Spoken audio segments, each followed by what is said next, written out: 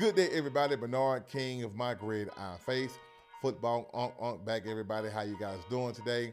Here to blitz you guys with the NFL news. Let's go ahead and get to the meat of things. Now, of course, you don't know. In case you don't know, you know now.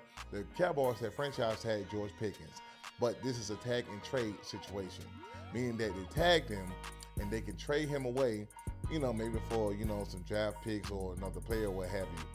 Now, and things of that nature. Now, speaking of which, of trades and draft picks and things of that nature, moving on to the Chicago Bears. The Chicago Bears will not get compensatory picks for 2026 and 2027 NFL draft because of Ian Cunningham being the general manager, becoming the general manager of the Atlanta Falcons, and the NFL has a clause in place where if there's a hiring of a minority individual, i.e. be a head coach or front office staff, they would get compensatory picks. But because Ian Cunningham is a general manager, he has a non-primary football executive role, even though, he's basically mid-management when it comes to that and what have you. But Matt Ryan is president of football operations because Ian Cunningham did not get that job, but he's a GM.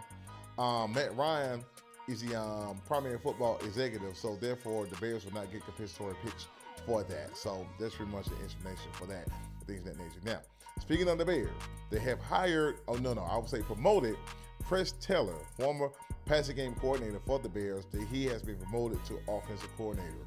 So congratulations on that. So he's the official offensive coordinator of the Chicago Bears. Now, speaking of the Bears, continuing on with the Bears, right?